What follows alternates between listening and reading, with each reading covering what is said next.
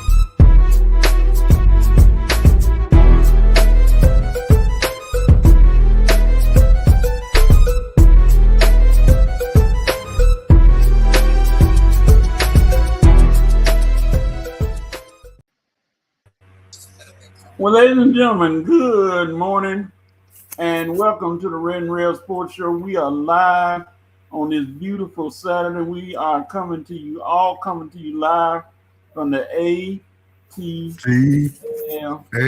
Shout it. Give me real sports talk because we're real sports athletes now. We're real sports fans who have real sports. What, gentlemen? Real sports knowledge. And we're going to spread that knowledge around today. Joining me today is the man from the Sports Roundtable. Ladies and gentlemen, he is the host of the Sports Roundtable every Wednesday from 7 until 9 o'clock.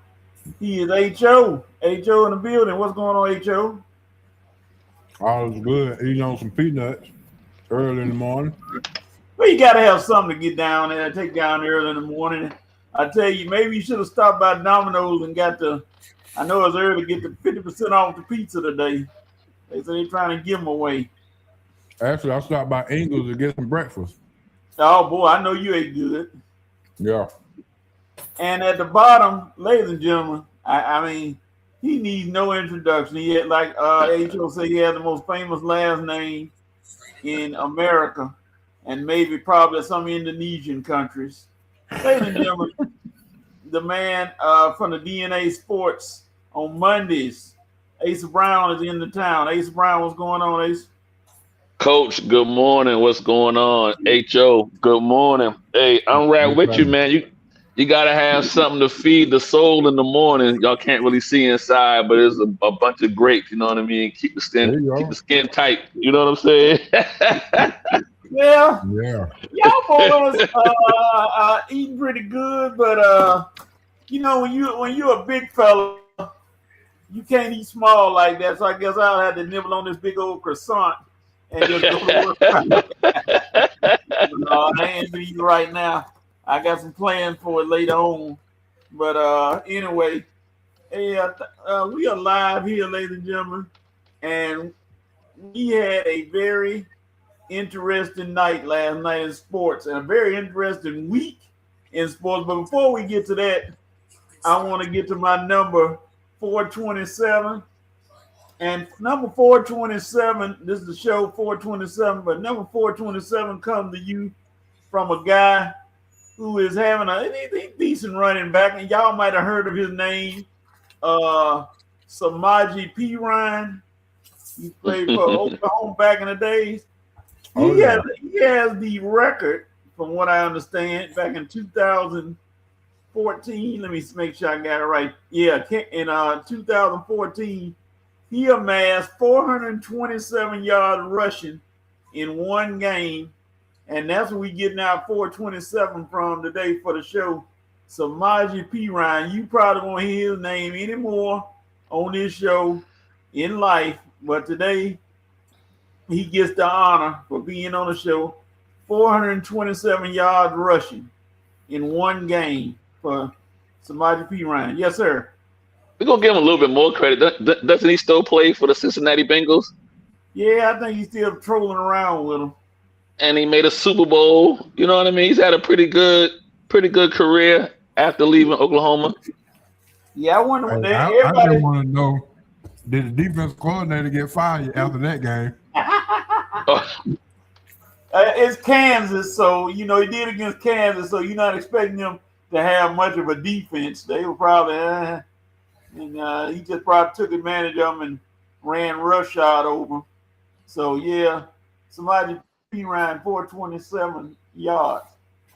All right, ladies, then we ask that you please, if you don't mind, like and share this broadcast. If you are for somebody who has not been around or hadn't seen it, like and share the broadcast so that they can see and enjoy what we do. We want to welcome the great Rev Night Nation to the building. Let's see who's in the building so far. Oh, Lord. The VP. The VP is in the building, ready to slam down the gavel to begin another fire session of TRSS. Rev Night Nation, rise up. So you can imagine, he said, what up, fellas? Yeah, what up, VP? We managing jokes are coming left and right today, so stay tuned. Sports Roundtable, SRT Radio, DNA Sports in the building with HO and Asa, respectively. Smash that like and share button for their respective shows and for this show, the Red and Rail Sports Show. Yeah, the VP. One of these days, VP, we're going to have to get you back on the show. You've been on here before. We're going to have to get you back on the show to start some trouble live. I don't know when that's going to be. I realize South Carolina not playing anything right now, so all the luster may be gone. Ooh, hey, we're not going to let you. We're not gonna let you take shots like that, Coach. You're gonna get some heat for that, Coach.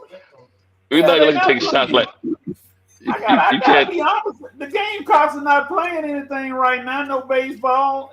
That's over. We only got a couple of teams left. What's that? You can't take unnecessary shots like that, though. It's unnecessary. It's unsportsmanlike conduct. Flag on the play. You know what I mean? Y'all allow the VP to destroy me. Okay, yeah, I take it back. he coming with something. It's just a matter of time. I don't know why y'all talking. It doesn't matter of time. All right. Oh man. We welcome to VP, and we're gonna jump right into our dope, nope, and cope. Things we like, things we didn't like, and things I guess we got to deal with because it's part of the day. Starting in the top corner, HO. Tell me something you liked about the week. Mauricio Dubon. Oh yeah. 3 straight home runs. Open the door, HO. Open the door. Yes, sir. He might be the steal of the offseason for the Atlanta Braves. I don't think he played shortstop, he played third base, and he played center field. Double-A don't sign him to an extension right now. I know some. Dubon is a Martin Prado 2.0. Point blank, period. That's what I'm doping on. Yeah, he is a true Swiss Army knife. You can put him anywhere. He probably could catch and pitch if you wanted him to, although we don't want him to. We want him to stay where he is, playing in the field and hitting those bombs like he hit last night and several other games. So, Asa, you say you jumping in the car? Yeah, listen, I watched the highlights from the last couple of games the Braves have played, and as soon as he hit his third home run against Toronto, his third in a row against the Pirates. Yeah. I thought about HO. He was hot in the Toronto series, and he kept that going in the game against Pittsburgh. And as soon as I seen that, I thought about it. I was like, man, HO just talked about him a couple of Wednesdays ago. So I'm in the car with you. You hit that right on the head. Okay. Yeah. All right. It's always feel good when you're right, Coach. It's always feel good when you're right. Yeah. I tell you. I guess I jump in the car too. I might as well. I got one, but I see that he has shown that, hey, Dubon saying I'm here to stay, not to play, and it's gonna be a very good day. And rhyming. And it's gonna make the decision that the Braves are buyers, right? We all know that, but it's making it easier for them not to maybe pay too much for something. You know what I'm saying? So, even though I still think they need a bat, they may not have to go after a big bat, like if he wasn't stepping up. Oh, okay. They can put more assets into getting an arm than they have to get a bat. That's pretty much what I'm saying. All right. While you talking, Asa Brown, what's your note moment? What you didn't like? Man, watching these NBA finals, man, and the lack of point guard play for one team. Oof.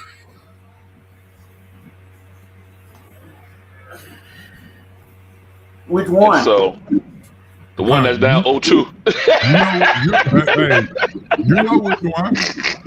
I know. I didn't want him to say it. I felt bad for him. Down 0-2. What? I mean, listen, I picked the Knicks in 7. But I ain't see this coming. I ain't see them being up 2-0.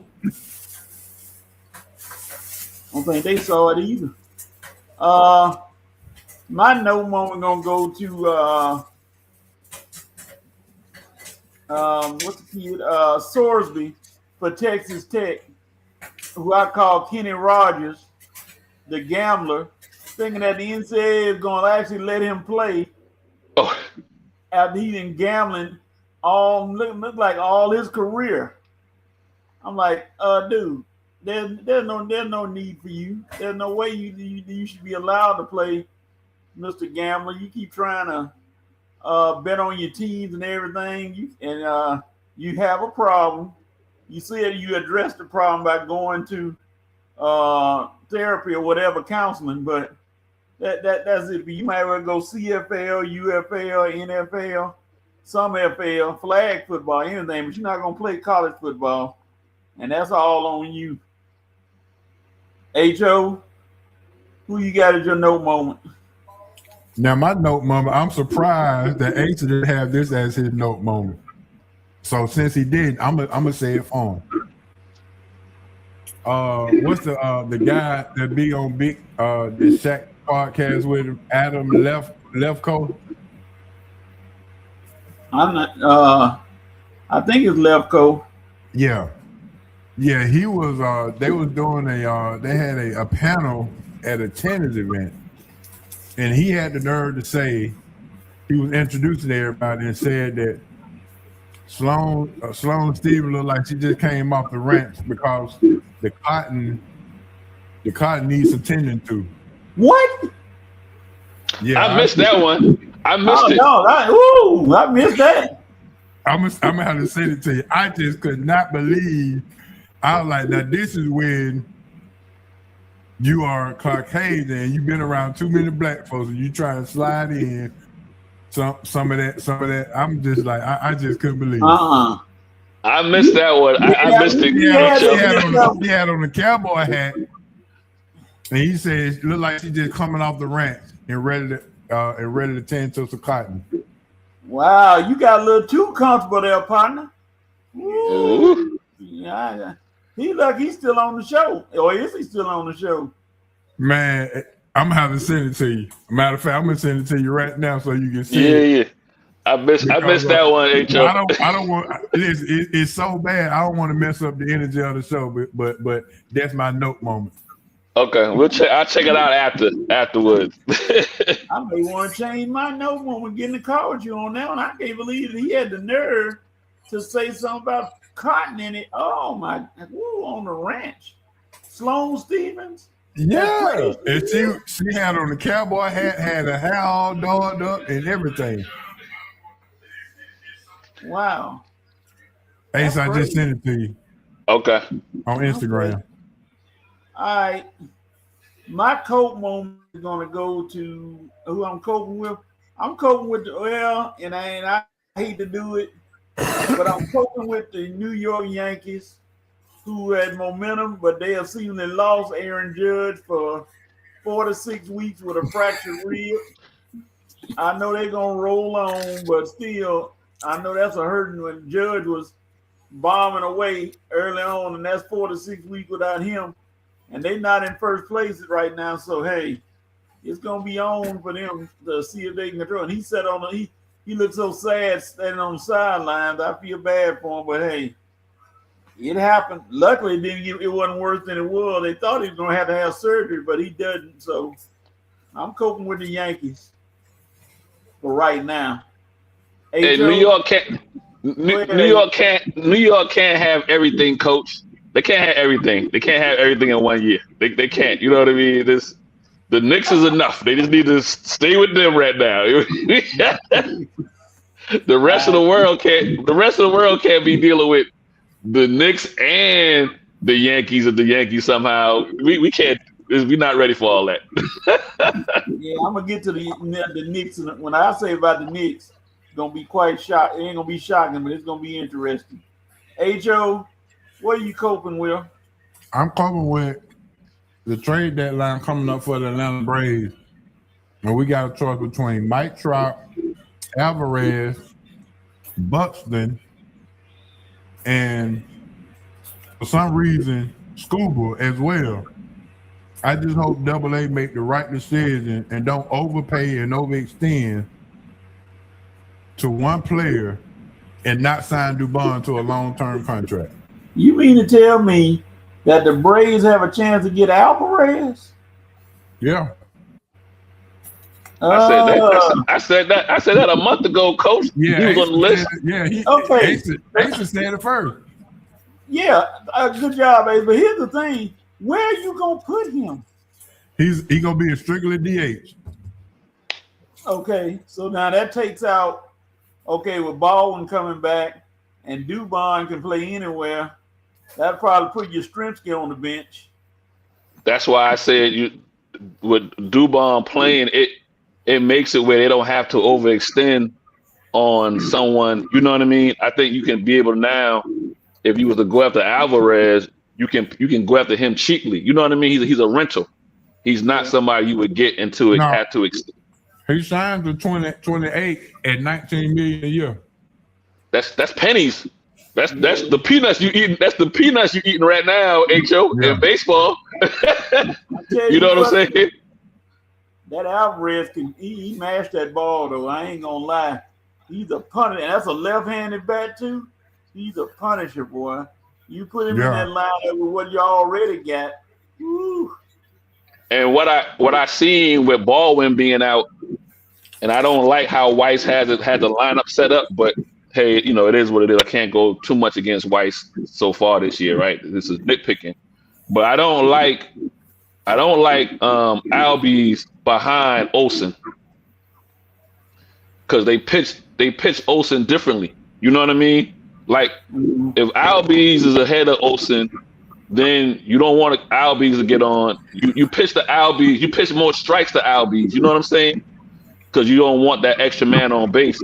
With Albies being behind Olsen, I feel like they pitch Olsen straight up. And then, you know what I mean? It's just what I've seen since Baldwin's gone out.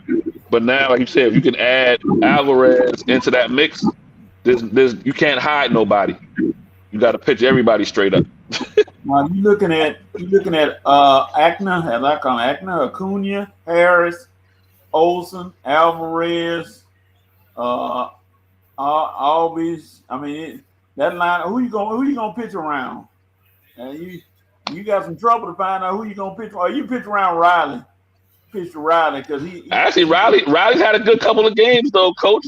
He's kind of picked up these last couple of weeks, so he seems to maybe getting in rhythm, and his defense is still solid. So yeah. But I think when Baldwin come back, they got to decide if they gonna move Baldwin back to the second spot or they gonna keep Harris there. Man, I wonder. I'm no doctor, right? But I wonder how long it might take Baldwin to get back into rhythm because he was on fire before the injury, and I just wonder how how that's going to play out for him. But I mean, it's a good place to be, right? When you're up 10 games. Yeah. And don't forget about Byron Buxton, too. He's on the $15 million, and he's signed through 2028. Pennies. Okay. HO, while y'all were talking, I just saw that thing. This fool gonna holler some yeehaw and all that stuff. I'm like, when I see Coach, when I see who it was, I might get in trouble on this one, but I don't mess with every Nigerian I see anyway. So you know what I mean. So that's why I ain't see because I don't follow him to begin with. He always. I did see your face expression. I was like, I don't like how he got away. He got away, quote unquote, unscathed when old girl went down. Old boys. Yeah. Who was that? Like, man, I said I don't like how he got away when Joy went down. He was out there hooking and crooking too. Yeah. All right. HO, okay, everybody did the Don't Open Como on. Let's go to the Nation. The Nation is live. They had a lot of Don't Open Co. Let's see what they're talking about. The VP said dope to the Texas Lady Longhorns winning their second straight college softball World Series. Second straight year with $1 million stunner Najee Kennedy and her Texas Tech red rated. Yeah. Texas Tech get close. Najee tried, but they just couldn't get any runs for her. And there you go. Texas wins again. And the VP said he's looking forward to being on the show when he's not on the move. And Asa, HO, Asa, the VP knew what I was talking about. He said he'll take those strays that I just talked about. He knew what I was talking about. right. It's all good, coach. It's all good. His note was Wemby's youth and inexperience cost the Spurs a key game with that pivotal turnover after an outstanding stop on defense. The Spurs could possibly have played their last game in front of their fans. Highly unlikely, but very possible. I have a thought about, well, like I said, we discussed that game in a few minutes, but I got a thought about that one. And I got a serious thought. His coat moment 26 years ago on 6/4/2000, the Lakers stayed off elimination against the best Portland Trail Blazers team that they have put together. The crossover by Kobe then the famous lob Shaq to Shaq to seal the deal, en route to the finals to win their first of 3 chips together. She showed out, but it wasn't enough. Rest in peace, Kobe B. Bryant. Kobe B. Now we got to throw in there rest in peace to Alleman, too, the head coach. Yeah, rest in peace, Rick Alleman. Right. Yeah, who passed away. God bless his soul and bless his family. The Big Z is in the building. Big Z said, "What's up, cuz? What's up, coach? What's up, Asa?" Yeah, when you see Big Z in the building, you know it's going to be nice today. Big Z has entered the building. And Gavin said, "Yo, what's up? What's up? Good morning to you, sir." And Big Z said, "Good point, Asa, about what you just said." All right. While we in the discussion, let's jump into the NBA Finals recap. For that, you have to call it a wild game last night with the Spurs and the Knicks, where the Knicks were looking to go already up 14 and ready to close it out, and then the Spurs said not so fast and came back on them and tied it up. Then the unfortunate series of events that came up after that happened, and the Spurs ended up losing a heartbreaker at home to the Knicks. H.O., your thoughts about Game 2? Well, everybody go point to the Wemby turnover, but I point to the Stephon Castle turnover 2 possessions before that, after they got 8 turnovers to go up. They got the momentum going, and the only thing they need is another basket that kind of put the lead to 5 or 4, and he turned the ball right on over, and the Nets came down and hit a 3. Yeah, Stephon Castle is. And as soon as he did, I said he's horrible. Then I said, no, he's just playing horrible. He's been playing horrible in the playoffs. They didn't get the ball out of his hands, for sure. All right, Asa, your comments. I said it, lack of a point guard. I mean, I know De'Aaron. I went back to look again. Like, was De'Aaron Fox when Wemby made that turn? Was De'Aaron Fox on the floor? I wanted to confirm, but still, this whole series so far, just been a lack of a point guard for San Antonio, and it's kind of catching up to him. Even in the previous series in the Western Conference Finals, we talked about Castle having so many turnovers, yet they were still being able to win. To your point, Asa, this is when you miss Chris Paul. As old as he is, he ain't gonna turn the ball over. It's H.O. and Coach, it's something about sports nowadays that to be having me, and I know people are going to want to turn to analytics or whatever, and that might be part of the problem. But there's something about sports where it's like, hey, listen, basketball is always going to be, in my opinion, an inside-out game. Football is always going to be in the trenches. You can get all sophisticated with the threes and basketball and things of that nature, and whatever type of offense you want to run, whether it's a triangle or a spread or however you want to run that, same thing in football, you can get all sophisticated or whatever. But there comes a time in the game, and a point in the time in the game where tradition will outdo whatever the new wave is. And so you the tight game, I need to have somebody on the floor that can handle the rock and get everybody in position. To me, they putting too much on Wemby. And so no matter how good he is, we call him an alien and all those things, rightfully so.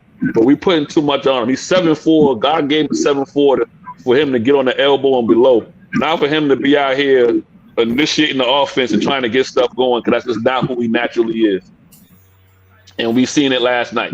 Point guard should come to the ball, get the ball, and you get your big butt down there and get in a position for me to get you set up. Period. And I think to your point, the guys are so young who handle the ball that they can't tell Wemby, because he's the best player. You can't tell him, look, get on the block and I'll feed you. Now, if Chris Paul was still on the team, it would have been done. Then that HO slides in the coaching. Okay. I was looking at that Wembanyama pass, and like you said, and I agree. I blame it more on Castle than Wembanyama. Why are you running away from the ball? Go get it. He got the rebound. He's gonna stand in that space. He should be standing right there waiting on you to get the ball, and you turn and look at it. And but that's because, like you say, Ute, and the fact that they have allowed him to bring the ball up, and they let him do that. That's another thing that happens when they allow him to bring the ball up. He thinks he's supposed to do that all the time, and that's what in their mind. They said, okay, he's gonna bring the ball up. He's not gonna pass the ball. Then Wembanyama fouled what's his name? Fouled Brunson. I don't know why he did that, because the score was tied. All you had to do was just step back and play defense. Okay, it's a turnover. That's a Ute though. Ute. Pressure bust a pipe, coach. Yeah, you never been in that situation before. You never played in a game in a finals. So that, I think, can haunt Antonio. That's why I say if San Antonio don't win this year, okay, they'll be back for the next 5 out of 7 years. They're gonna be back now. No doubt about it. They're gonna be back in the finals. So that, Ute took over, and it was a big mistake. But the bigger mistake, like I said, was when you fouled him after the turnover. Why would you foul him after the turnover? That was kind of interesting. But hey, it happened. Ace is gone. Ace is dipped. Well, but it found him after the turnover was crazy. So, I'm gonna say this about the game. I believe the Spurs are gonna win Game 3. I really do. I think the hype machine. It's gonna be turned up to 27 in the Garden. They're gonna be out of their minds. But the Spurs are gonna come in there and they're gonna beat them, and that's gonna turn that volume down some. They still gonna be cheering, but in the back of their mind, they're gonna be like, "Oh shucks, here we go again. We might be about to lose another one." They're gonna start pointing fingers. Might not point them all the way, might not get all frustrated, but they're gonna be looking like, "Oh Lord, we about to lose another game, another series of finals." But I believe Spurs are gonna win, and you can mark it down at 11:07 a.m. on June the 6th. I said it, and I'll revisit it Wednesday when we come on if it happens. Say, hey, I told y'all it was gonna happen. I want everybody out there in the audience to hear me when I say it. The Spurs are going to beat name. Are going to beat the Knicks. This has been definitely the lack of inexperience on the coaching and on Wemby and on the whole team, to be honest with you. Yeah. That experience, HO and coach finally is, like you said, catching up to him. And this is what everybody thought. This is what everybody thought was going to happen to them on their way to the finals. That at some point the experience was going to catch them in round 2 or in the conference finals, but it's here now. But I inexperienced, but I still think it's just better coaching. I just think Mike Brown's been there, right? He's been there as a head coach with Cleveland, and he's been there as an assistant coach numerous times with Golden State. So he's able to. As crazy as it is in New York, right? And those guys are probably getting all kind of calls and stuff from everybody. As crazy as it is in New York, I think the best thing that could have happened to New York was this series starting in San Antonio, away from all of that. You know what I'm saying? And to where he can now get them focused on the task at hand. And so let's see what happens when they get back to the East Coast. Yeah. The winner of game 3, well, now I know everybody pretty much gonna say if the Knicks win game 3, it's a done deal. But if the Spurs win game 3, that's gonna be a mind changer. It might still be, somebody say it might still be a gentleman's sweep, but still, I think the Spurs are gonna win game 3. I smell a rat, and they went in rotisserie rats. I don't like rats anyway, but I said Spurs sneak game 3. Wembanyama gets his smile back, and he started running out, and they run off the court, and the Knicks are like, okay, they punch us in the mouth. We still standing. We still up 2-1. So let's go get game 4. Blah blah blah blah blah. The media will eat it up because Is it 2-3-2? Is it 2-3-2? Right? Was it 2? Is it 2-2? Or is 2-2-1-1-1? Yeah.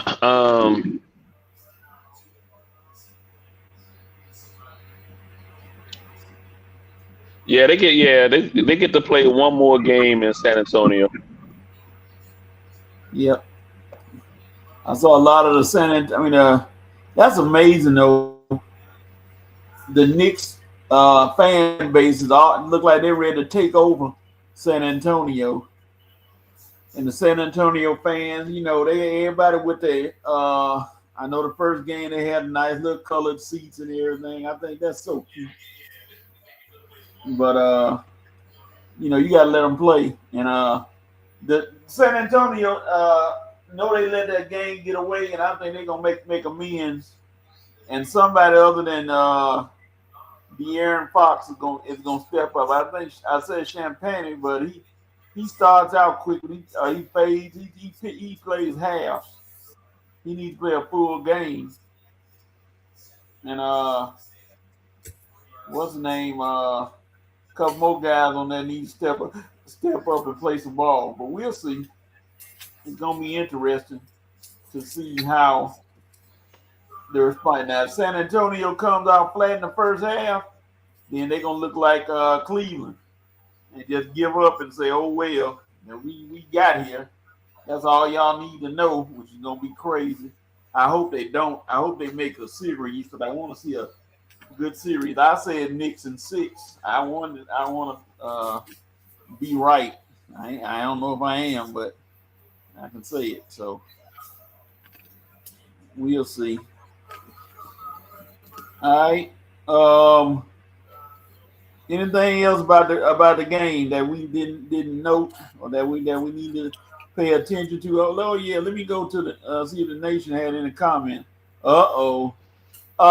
Hey Joe, tell Big Z don't do this. Big Z said Spurs win game 3. I really know it's fixed. No, don't do that. Tell Big don't come with the fixed thing. Not yet. Well, Big Z, get your fix in because it's coming.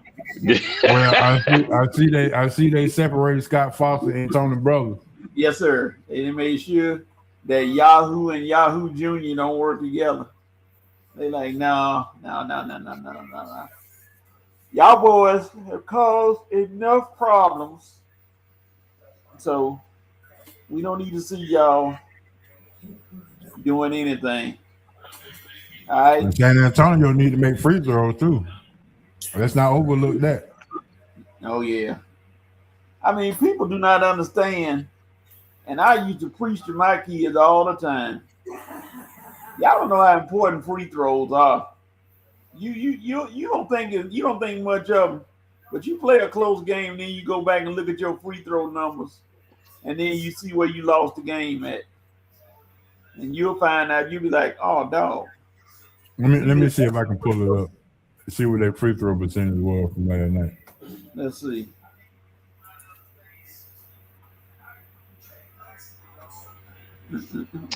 They missing them at inopportune times too. Like you said, throughout the game, coach. Yeah, you need to hit them regardless, but there are times when you need to make them more than others. The Spurs were 19 or 27. That's 70%. Yeah, you need to be at 80. And that's Knicks, not even that's a D in school. Yeah. And the Knicks was 76%. They wasn't much better, but they were making, most of them were making them. The usual ones that make them. Josh Hart had 0 points. I'm gonna go. He only played 18 minutes, but he had 0 points. I'm like, wow. But he had 6 rebounds and 4 assists. And 5 fouls. Yep, and 5 fouls. Miles Bridges and Brunson had 6 assists apiece. And Fox had 5 assists. Vassell had 5 assists. But Stephon Castle still got them turnovers. He went 4-4-4 on everybody. 4 rebounds, 4 turnovers, 4 assists. So he went 4-4-4 again. It's when he made the turnovers. That's the problem. He made the most crucial turnovers at the most inopportune time because they had an opportunity to go up 5 out after that turnover they got. And he got the ball in his hand trying to make a spectacular play and turned the ball right on over. That young kid Harper gonna take somebody's place in the coming years. They might well get ready. I don't know who is gonna be Fox when he retire. I don't know if he's gonna retire, but one of them guys that in the lineup, Harper gonna take somebody's place after a while. I mean, y'all, they can say what they want and they can feel bad, not worry about it. But coming off the bench, he doing his thing. Yeah, he is. Let me see. Somebody I missed. Robinson has 7 points, 3 rebounds in 14 minutes. But they continue. People, what? Who is the biggest winner of the whole finals, of the whole playoffs? I'm gonna nominate Landry Shamet. He's gonna get him some money. He been balling. He had 13 points last night. He's getting 3-pointers again. I might Landry Shamet say, hey, I'm gonna take advantage of what I got while I play. I don't play that much, but when I get in there, I'm gonna be a shooting fool. And I don't blame him. Or you can go with McBride. Yep. McBride. Those guys, Coach. Go ahead, come back. Go ahead. I'm finished. What you say, Asa? I said I'm gonna step outside. I'm gonna look at the whole playoff. Who's the biggest winner? I'm gonna be a homer. The Hawks are the biggest winner because we beat the Knicks twice. Yeah, the last time the Knicks lost a game was back when in April. The beginning of the playoffs. Yeah, 60 days ago. I mean, the Hawks, like I said, the Hawks played them better than anybody. So you can't be mad. I know that. I know that ain't the question you was asking, but that's the answer I'm gonna give. Okay, Big Z said, like everybody's saying, correct, Big Z. Women need to get back on the block. Simple as that. Forget the threes. Forget the dribbling the ball up. Like the coach used to tell our players, and our coach was like 6'7". Get your big butt down there on the blocks. And we trying to be up top. I don't need you shooting threes. Get your big tail down there and get some rebound. He said different words, but we a family show. So we understand the translation. All right. And the VP agreed. Now the VP got a question. What do you guys think about Stephen A. saying if the Knicks win the chip, Brunson will take the mantle as the greatest Knick of all time, overtaking, in his opinion, Walt Clyde Frazier. I must put that in there. Agree or disagree? I have no comments. I'm not. It's a family show. So I'm gonna stay family. Hey, yeah, I'll agree with Stephen A. Coach, because don't nobody remember ever seeing Walt play. Oh, I saw Clyde play. Speak for yourself. I saw Clyde play now. I saw Clyde, and then like the VP said, I would go all the way. Walt Clyde Frazier Jr. That percentage of people who seen him play is diminishing every day. Back in the days of Walt Clyde Frazier. He told me to use a code word. VP say use code word. Yeah, I saw it. Filton Flarn. First of all, Stephen A. Smith is always a prisoner of the moment. And just because he's from New York, a root for New York, he's just trying to get clickbaits and clicks by saying that he want to be the first person to say the outlandish things. He's just throwing things out there and just hope they stick. Oh, Lord. Say that. VP said, correction, A. So who you think Coach Walden dribbling drills? Coach Patrick Willie Thomas. Hey, I work with the best VP. I already told you that you were gonna get it straight coming back. I knew it was coming. You know what you want? But Walt Clyde Frazier in the Hall of Fame. Nah, I work with Hall of Fame players. I ain't got no chumps. You can play. Nah, VP. Don't talk that trash. That's right. I didn't teach him how to dress. I ain't going to. I'm about to say you need to go back and help him out with them fits. But everybody ain't perfect, so we good. Walt been dressing like that for years, and he ain't trying to change. That's his MO. So he ain't trying to change none of that.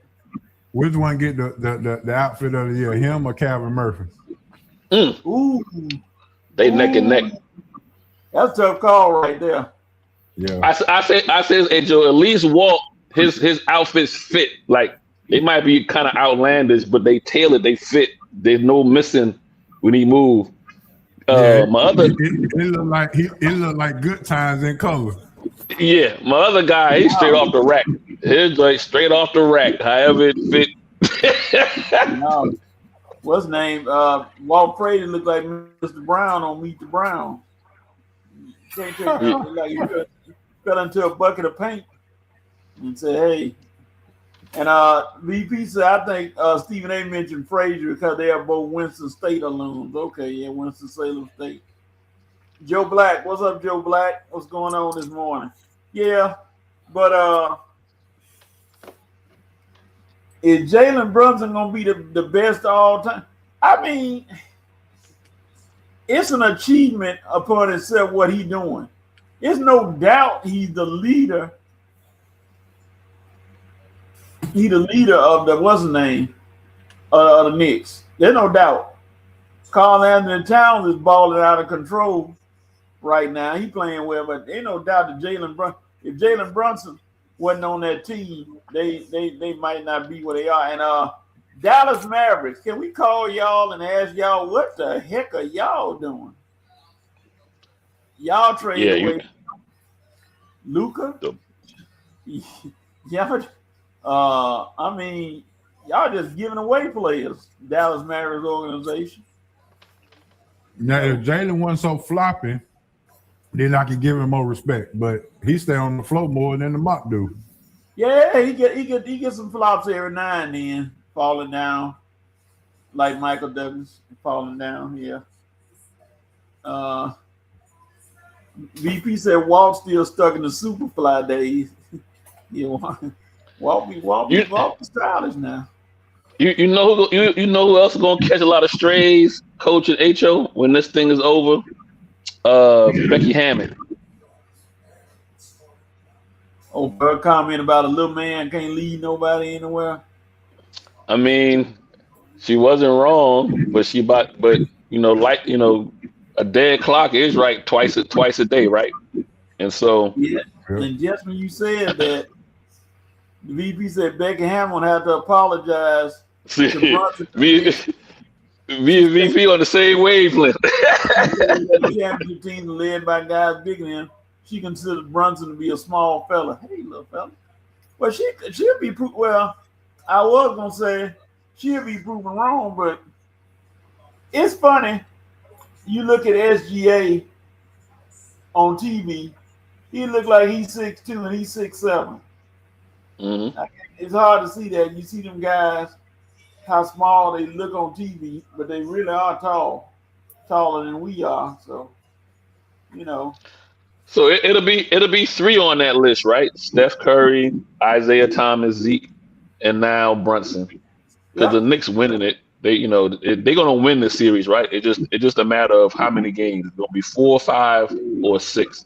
I really doubt that it gets to 7, but I knew I had the Knicks in 7, but I doubt that it gets to 7 now. So it's just good. 4, 5, or 6 is what we're talking about. Joe Black said he don't want to see Stephen A. be happy. Hear him be happy. Joe Black, leave my boy alone. He do that stuff so y'all can fuss at him. He enjoys the publicity. That's why he does it. And people fall for it every week. That's why he makes those comments. The other thing about those comments, like H.O. said about Stephen A., though, you also get these kind of comments when you haven't won a championship in, again, 80% of the population's lifetime. Yep. I mean, you could say they made the championship in '94. I'm always amazed. I'm still always amazed to be like 94 was 30 years ago. You know what I mean? So they won a championship 50 some odd years ago. Like, you're gonna get some of those outrageous takes because it's been so long. It's gonna be no difference when the Cowboys finally make another Super Bowl. It's not that they won't make one. It's the fact that when they make one, and it's going to be the same type of, you know what I mean? Whoever that quarterback is, they'll be like they're the best thing since, or they're better than Troy Aikman, or whatever the comments will come out of that team that finally makes it. But when it goes so long, and you're as big as a brand that the Knicks are, it's to be expected.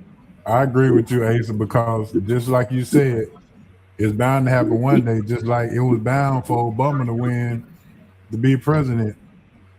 I mean, who would have ever thought that in our lifetime? The time, yeah. It's going to happen. Just win. Yeah. Win.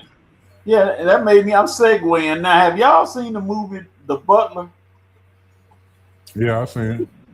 When I saw the end of The Butler, now I ain't know, and I say this because I'm transparent. I don't care what people think. But when I saw that Butler make that walk, he talking about he know the way, I teared up. I was like, oh my goodness, that's a moment right there in Black history. That man was butler for all those people, and he finally get to be butler. When he coming in, he retired, but he get to see a Black man be president, which he had never seen in a lifetime. But yeah, guess what? Like when he told that guy, he said, "I'll lead you. I'll take you there, Mr. Gaines." He said, "I know the way, son." And walk down there. They should have really let him meet Obama, and should have had Obama do a cameo. But of course, I don't do the movie, so that leave it sideways. Okay. The VP going off. Brunson greatest Nick. Becky eating the word. SAS hairline still running backwards. Lakers in 5. Lakers in 5.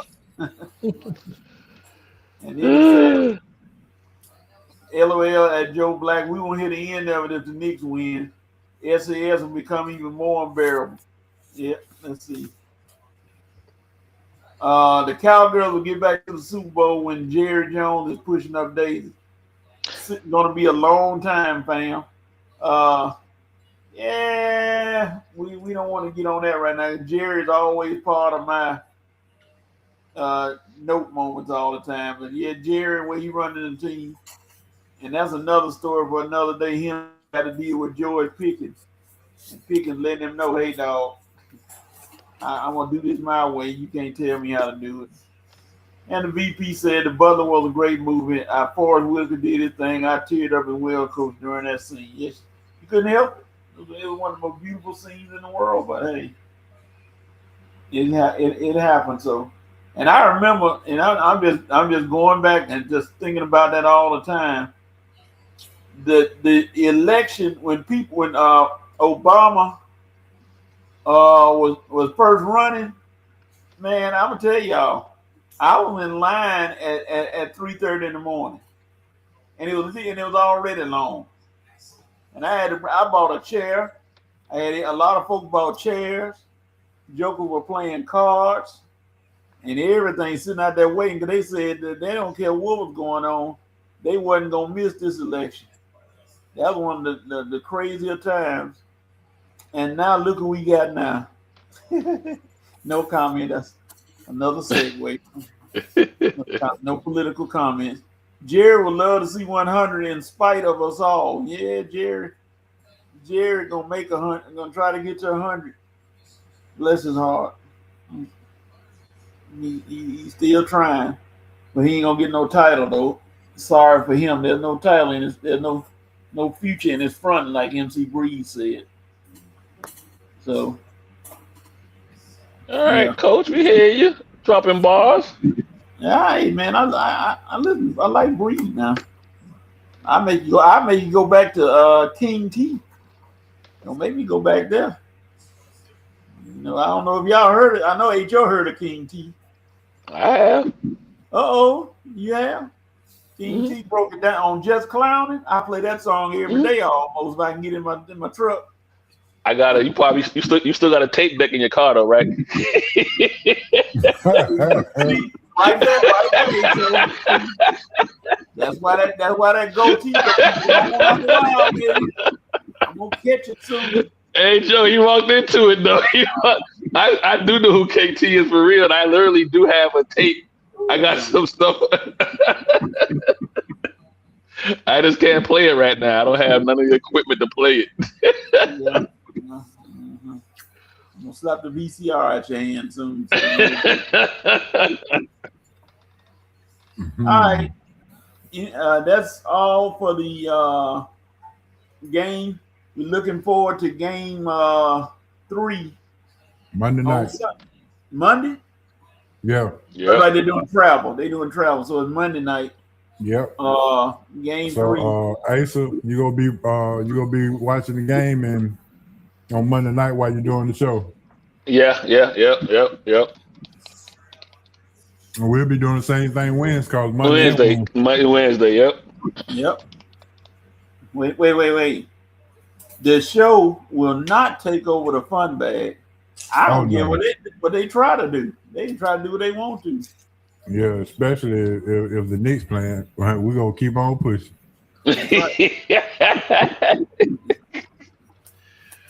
The South has spoken. You got that right, doggone it. All right, wait a minute. Yep. And Paul Wall got a new album out, so yeah, the South got something to say. We see. I done opened the door. I done Sammy Sosa one for the VP. He said, "Coach got an 8-track player in that 67 Ford Fairlane." The Isaac brothers on repeat. Hey man, Hey, tell me, VP, that you don't listen to Caravan of Love. I dare you. I dare you to say you don't listen to Caravan of Love. Now, talk that trash if you want to. I dare you to say that. You try to lie and say I never heard it before. I cuss you out right on this show. Sure, his granddaughter's doing her thing now. Alexia Isley. Okay, Carletta will agree with y'all. Nothing stopping the fun bag on Wednesday. Yeah, nothing stopped the bag. The bag goes on. The bag is universal. All right. Ladies and gentlemen, we talked about the NBA at length and everything around the NBA. It is halftime on the Red and Red Sports Show. When we come back, we're going to do the Braves report. We're going to do 5 for 5.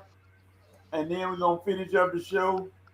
And we're going to have other things to talk about. But for right now, we're going to pause for the calls and take a halftime break. And we'll be back in about give us a couple minutes, and we'll be right back. Keith comes up.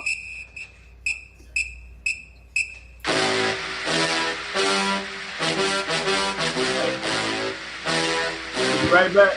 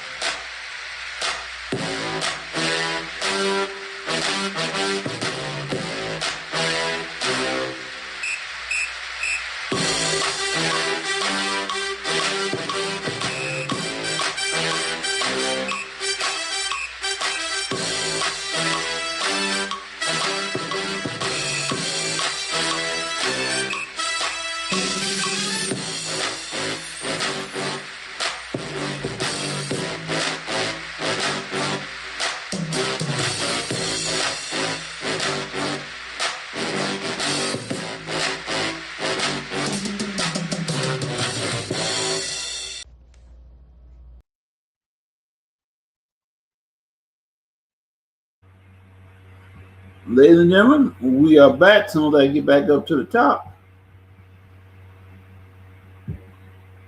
We are back. Red Red Sports Show. Like I said, we just took a break, took a pause for the calls.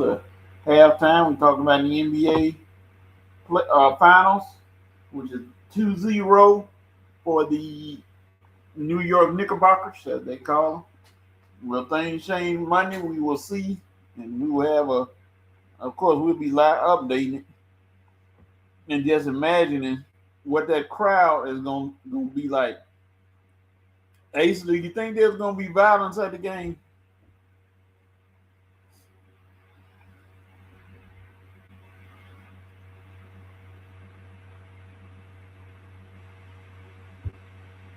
All right. HO is back. HO, do you think there's going to be any kind of issues at the game Monday with all those people that's going to be there? Say it again now. When I said they were there. Oh. Any violence or anything at the game with the Spurs and the Knicks in the Garden?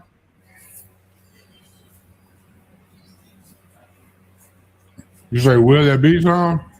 Uh-huh.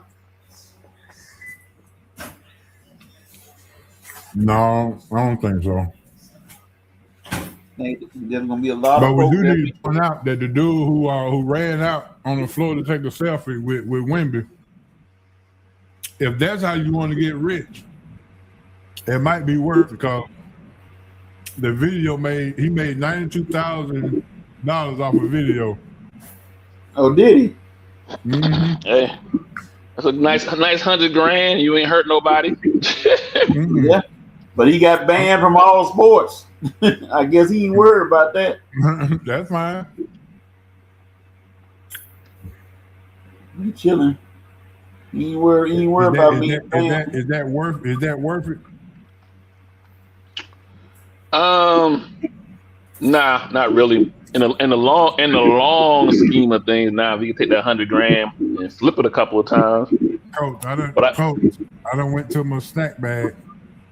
Oh, not the Chesapeake. Yep, Pepperidge Farm, yes sir.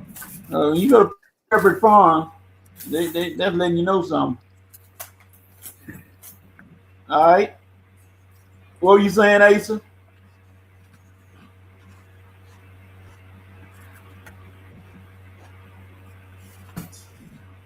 What were you saying, Asa?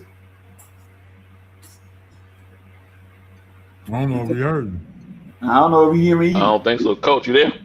Yeah, we here. We're waiting on you.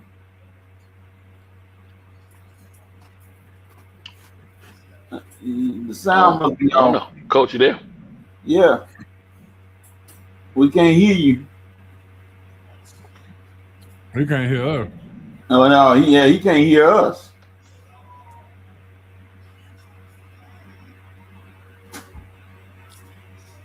Yeah, that's something on his end. No. Asa, can you hear me? Yeah, I hear you fine. Can you hear me now? I hear you.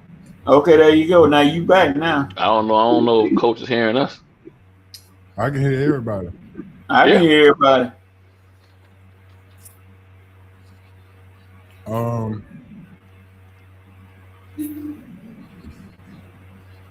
right. I hope y'all hearing Mississippi State Cowbells because they running through Georgia right now. They show up 5-0 already in the first inning. And they banging off the wall. I hope Red ain't at reciter cutting up. Oh, second inning, I mean, but they banging off the walls, I tell you. All right, let's jump into it. I think Coach talking, but I don't think he realized we can't hear him.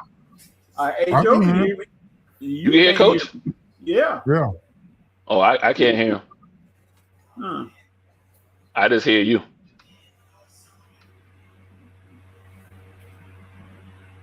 All right. We're going to jump into the Braves report. You talk about them there, Atlanta Braves. It's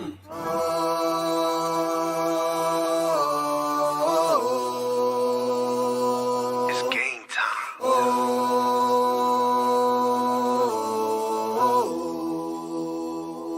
It's GT. There we go. Well, the Braves had a pretty good week this week.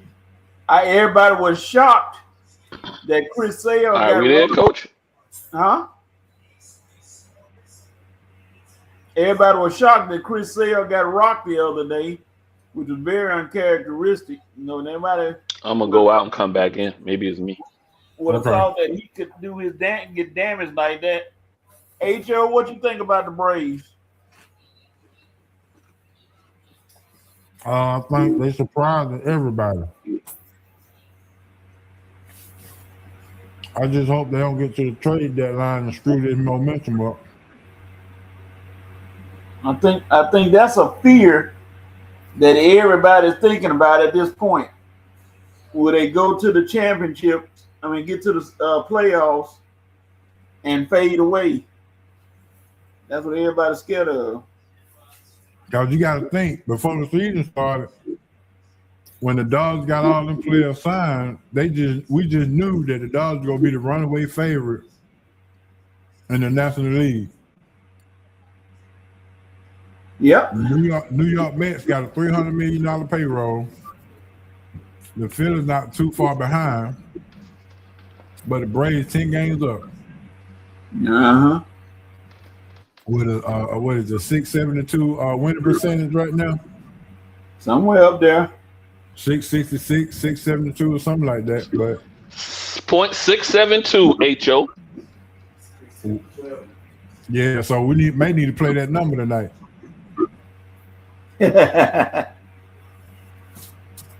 3 in the box, straight and back, right? Yeah. 672 straight box. So let's go. But I think that what's the most surprising thing is the pitching has held up, and the pitching has been the catalyst of this whole season right now. And we thought this was going to be the weakest part of the Braves team. And that's why I say go out and get another arm, because I don't know how long. You don't know how long it's gonna last. I want to be able to win I'd rather be able to win a game 2-1 than try to win a game 7-6. You know what I'm saying? So my question to you, and me and Cubs were having this talk yesterday. Would you rather go out and sign Scooble and rent him for the rest of the year with a chance of him not signing back, though he's making $32 million this year? So you know he's gonna ask for more if he get to the World Series. Or is it worth that risk?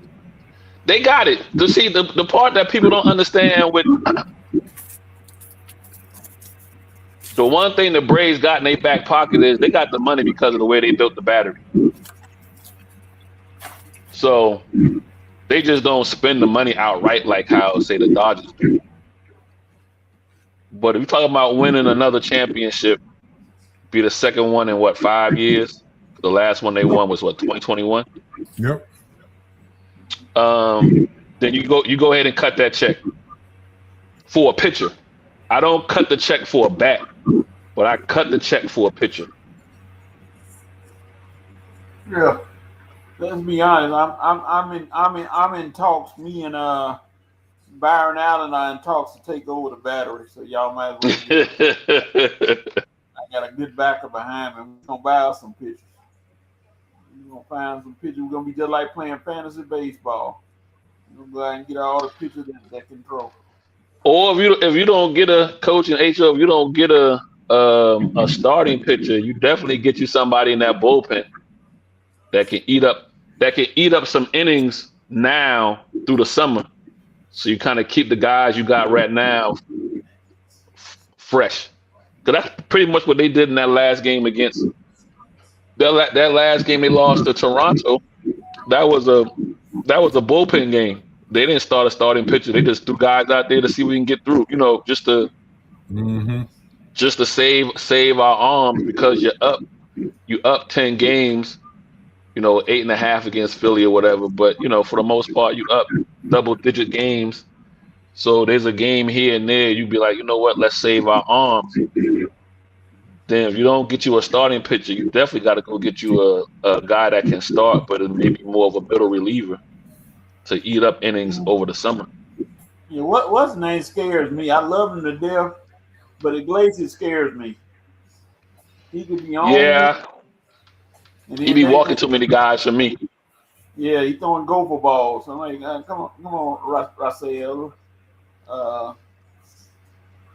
They gonna mess around, and you're gonna be getting ice caught on you, dog. I'm sorry. Well, let me ask you this: another arm. What about Chapman?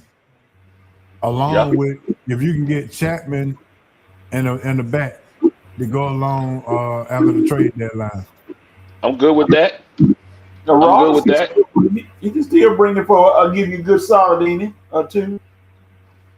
Yeah. Because you got two righties coming out the bullpen. You don't really have a left-handed closer. Yeah, close. Yeah. So if you get Chapman and the Iglesias going down the stretch in the playoffs, you got Chapman for Freddie and Ohtani. That's true. Yeah, you gotta start sizing up with the Dodgers, right? You gotta start putting together what you're gonna do against them, because more than likely that's gonna be who you're gonna see in the NLCS, right? So you're right. You got a point there, Ho. I guess I'm more. I mean, I like the pitching. I'm more of an offensive guy. I like to see you beat people in the ground, and then you pitching just hold them down. The thing about that, coach, though, is, and the one thing about baseball, man, these numbers, because the season's so long, and these numbers, you are who you are, right? At some point, you're going to be who you are. And so I don't care how great of a hitter you are. At some point, them numbers going to start showing up for who you really are. I.e., look at Aaron Judge. Aaron Judge be having a crazy regular season. AL MVP, home run leader, breaking the record, all kind of stuff, even though they're in that little league park. But when it gets to the playoffs, his bat getting real quiet. Hey, but let me ask you this then. Mainly because of pitching. I think the question is this: how much are you willing to give up if you're the Braves to prepare yourself for a World Series run? Because you got J.R. Ritchie, you got Caminetti. I mean, you got like your top 3 pitching prospects. Somebody gonna want at least one of them. Are you willing to give up some pitching? Oh, I mean, that's what Detroit's gonna ask back. If you talk about trying to get Screwball, they're gonna want a prospect back. So yeah, I say this, Coach. I say this, Ho. In any league, a championship gives you 2 years with your fan base. And the Braves fan base is so loyal, a championship will give you 5 years. You know what I mean? So before you start hearing any kind of real rumble. I would say this: if we hadn't won one already, if we had won the '95 one, then that's a different story. Correct. But that's what I'm saying. Like, I mean, even with that '95 one that they won, granted they went back 2 more times. But then they won the pennant like 15 years in a row. So even though it's But then you started hearing the rumblings about 2019 or so, and then they won the one in 2019 they had the great year, the 100 plus wins, and lost in the first round. And then in 2021 they were a wild card and won the championship. So you started hearing the rumblings right about then. I think now you might start hearing the rumblings with the team being as good as they are. Why not go for a World Series? Don't get cheap with your pockets, right? So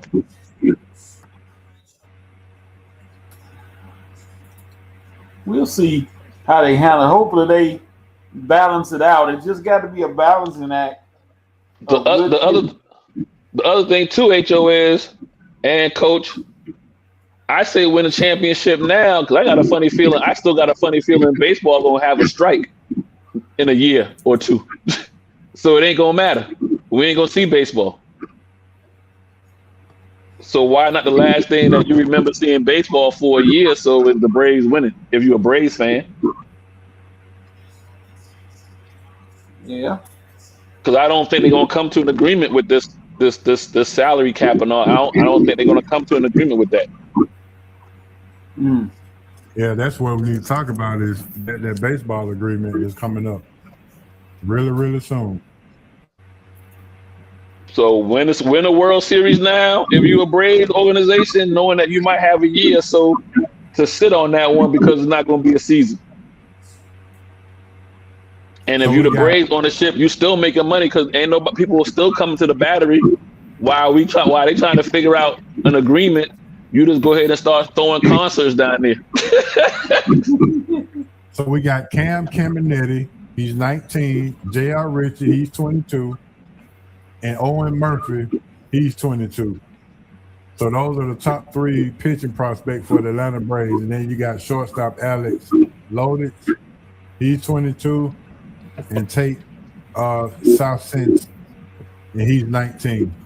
So those are the top five prospects for the Braves. 3 pitchers and 2 shortstop. Which are all 3 of them righties or 1 lefty, 2 righties? What you got with the pitching? Caminiti is a lefty and the other 2 righties. I'm getting rid of one of the righties. You always want to keep you a lefty in the bullpen and on deck. So I'm getting rid of one of the righties. J.R. Ritchie is he's already up here. He's already pitched in the major league, so he's already got some major league experience. So some teams already see him. So if anything, he might be the one to lead. But Owen Murphy may be the long term one down the road. Yeah. So the left hand is 19. You hold on to that. Yeah, Caminiti is 19. He left him. You hold on to that. You get rid of him because you're trying to break the seal for something else. You know what I mean? Yeah. All right, that's the Braves report. We're looking forward to seeing what they're doing today, and they got the series I think with the Pirates right now. And then Michael Harris went out the game. Just a note, he went out the game in the 9th inning last night with tightness in his back, but he is projected to play this afternoon. Well, they need all hands on deck. He may need to go save Georgia because Georgia getting raked. They're pretty bad, but I'm not really no telling you. All right, moving on. It's time for 5 for 5. We got 5 topics. 5. We got different opinions on each one. We're gonna let everybody have their say on their topics. And when the VP said, also remember, the Braves don't want to finish in first place. They're gonna try to finish in first place, hopefully. And the VP said, cue the Loonies. So when the Loonies comes on, it's time. So I can pull them up. He gave the signal. 5 topics. And we're going to discuss each topic. And then we're going to give our opinion. There you go. Hey, Joe, I'm coming at you first, and because you are a Falcons fan, I'm gonna come to you. See what you think about this.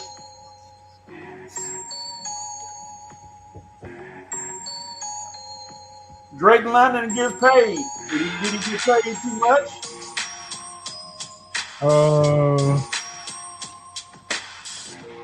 I mean, the outsiders gonna say that he's probably overpaid for him, but in this situation, I think being the Falcons, you had to make this move and had to make this deal. So I'm agreeing with this, with the Falcons making this move. So I agree with it. Ace Brown, did the Falcons pay him too much? They paid him the market, and his numbers suggest that he should get paid that. So you always want to pay a guy now before the market gets reset. All right. A lot of Cowboys always paying too late. The Cowboys are deep in the hole with their payments.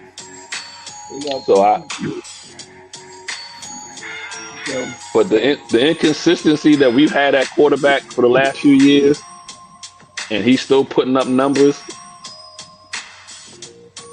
However you want to look at it, his numbers are top 7 in the league, if I'm not mistaken. And in some categories, Drake, top 4. And I'm about to say in some categories probably top 5, so top 4. So, but he's not being paid as much as the top 3 guys, but he's at the top of the guys in 5 and 6. So he's right where he's supposed to be, which is the market. He's number 2. In categories combined. Oh no, I'm talking about wide receiver. He's number 2 behind Justin Jefferson. I mean, Jamar Chase. Yeah. So, as far as this contract, you're saying, right? Yeah, okay, which is still fine. I mean, it's the market. He's not. This is where Minnesota's going to have a problem. I don't know when Jefferson comes up, but Jefferson, like, man, I know I'm a better wide receiver than him. Yeah, you got Jamar Chase at 40, and then Drake 35.5, and then Jefferson 35 million even, and then I forget who's number 4. Probably out there in Seattle. CeeDee Lamb. Oh, my bad, CeeDee Lamb and Jacob. But what I was also saying, H.O., when I said his numbers, I was meaning I didn't realize he was now number 2 pay wise, but his numbers still justify him getting that money because he's top 5 in all categories, right? Catching, yards, all that kind of stuff. So it's not like sometimes you say that with coach asking that they pay him too much. I can't say no because his numbers match up there with Jefferson, with Chase, and Jigma, and a couple other guys, but other than Jefferson, that's where the unstable quarterback position. And that's what I'm getting at. Unlike Chase, and even say, our quarterback position is nowhere near as solid as some of those other guys' quarterback positions have been over the last few years. So they paid him just right. But I think also says that the Atlanta organization is this leadership is about keeping their players around and moving forward with what they got as far as the core. If they sign Bijan next, then that's gonna say a lot. Mm-hmm. Yep, yeah, you got to put him in there. All right, hey, the VP said light skin is winning in the ATL now. BBC is back. The Brother Beige Club is back. So Drake London, he's back in the house. And he also said Drake London must have Kirk Cousins' age.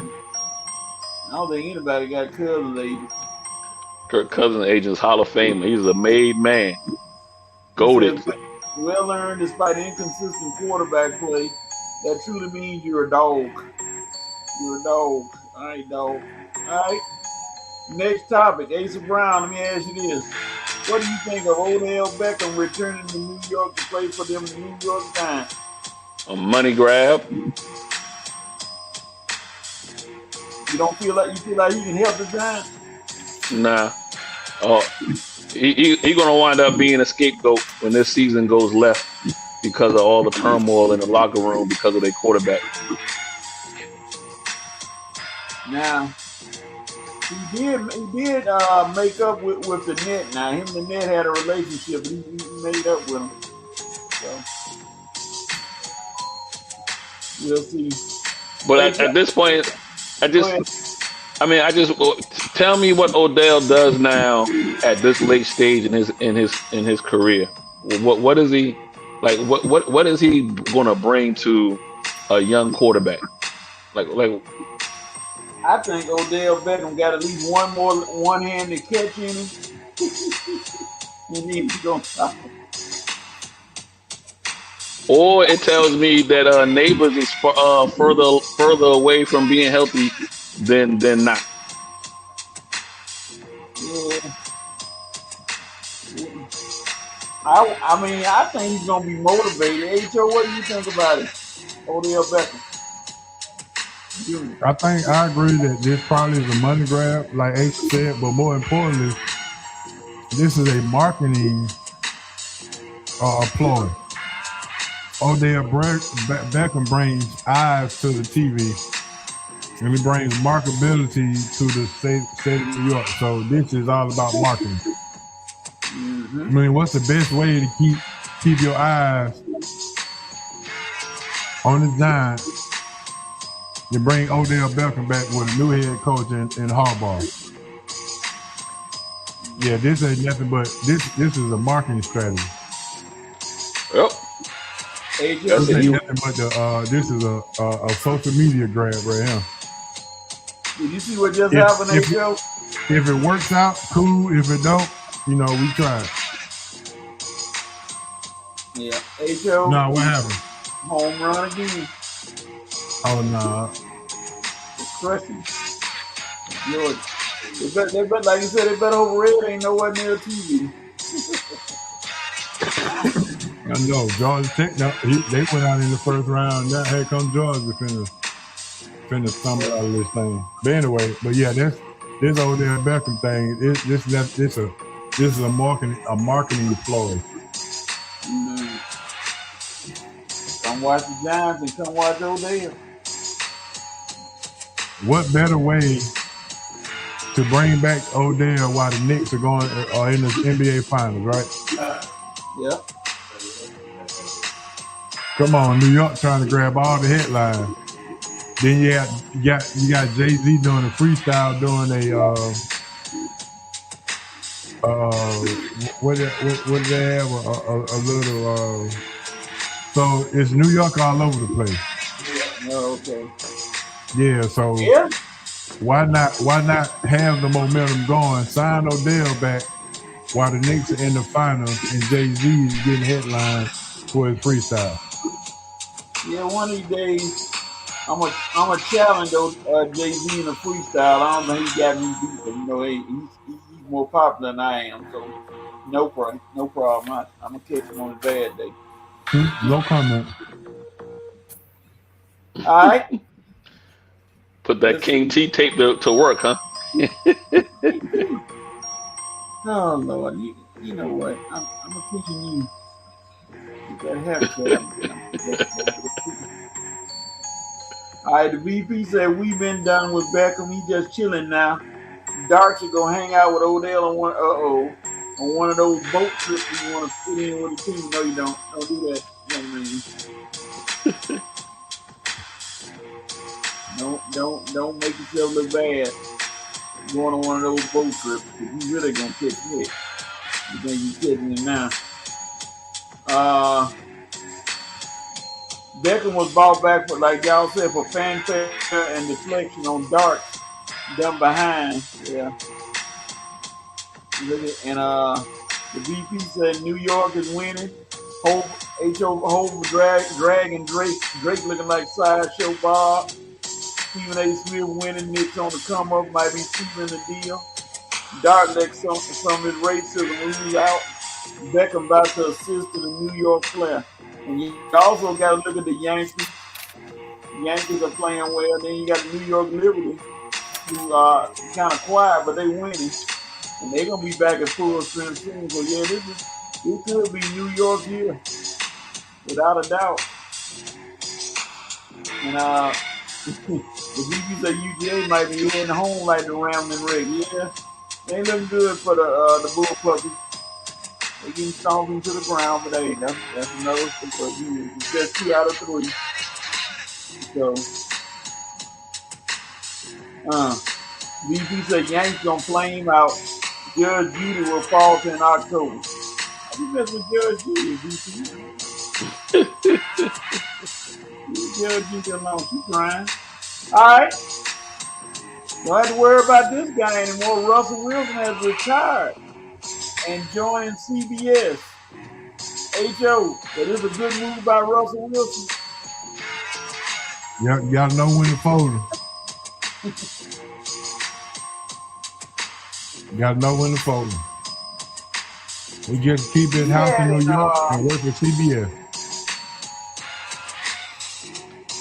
Did you see where he had an offer from the Jets to be the backup behind Geno Smith? No, I didn't see that. But he getting paid the exact same money to be in the booth. I take the booth every time before I go to the Jets. Yep. If he had gone to the Jets, he wouldn't be able to walk to the booth. So they'd be popping him, Geno will be out, and then Russell will be taking the lick. So yeah, I know Sierra ain't worried because Sierra said I can do music now. We can go wherever we want to live and go live. But he got to travel with CBS, but I'm sure she ain't worried. But yeah, Nate Burleson, CBS's lead guy on the show, lobbied for Russell Wilson. So he wanted him on there, and he got his wish. Is he taking Matt Ryan play? Yeah, to get Matt Ryan said he's right on to the Falcons to be the president. So he had to get somebody with that knew the game, and Russell Wilson knows the game. Now, one word, yes or no? Is Wilson a Hall of Famer? H.O. No. Asa. Unfortunately, no. All right. We'll see how that plays out. If he does get there. Next topic. The crazy one. A.J. Brown finally traded. I got his wish. He is going to he's with the New England Patriots. He has left the circus that he called, I guess I don't know if it's a circus, there was one with him there, the Philadelphia Eagles. Asa, will the Philadelphia Eagles miss A.J. Brown? Addition by subtraction, no.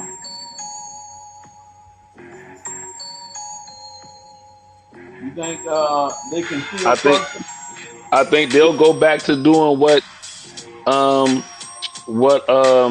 oh my God, what's his name? What's the quarterback for Philadelphia? Hurts. They'll go back to doing what he does best. They run the ball, play action, and he's gonna be throwing the ball 17 to 22 times a game. When they got AJ, it made a focus on having to throw to him the ball a whole lot. That's just not where Hurts' game is at. He's not a volume passer. So that's why I call it addition by subtraction. All right. Hey, Joe. Well, first, I hope AJ ain't related to Asa. Second,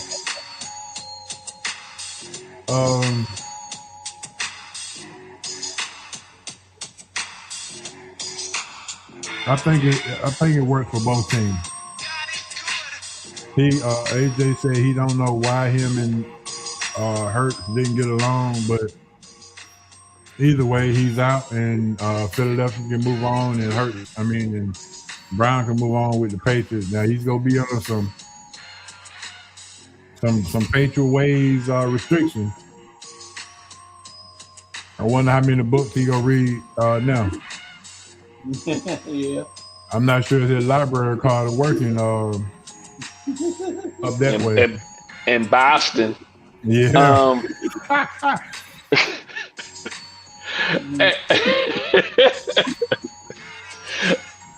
Hey Joe, there's never going. He know exactly why. Jealousy is a funny thing, man.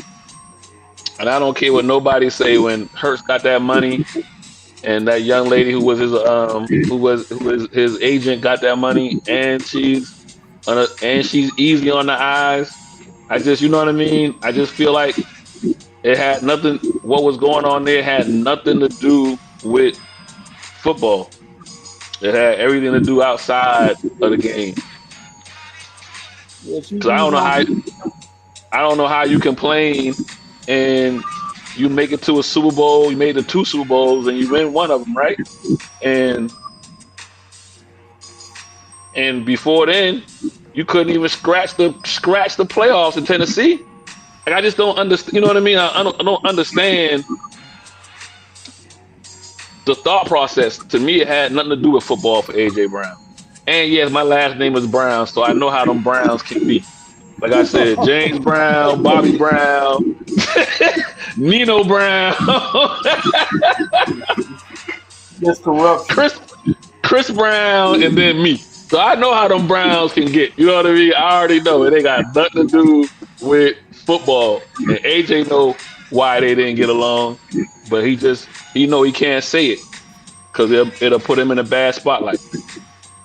All right, the VP said, going back to Russell Wilson, folks will still have negative things to say about Russell Wilson.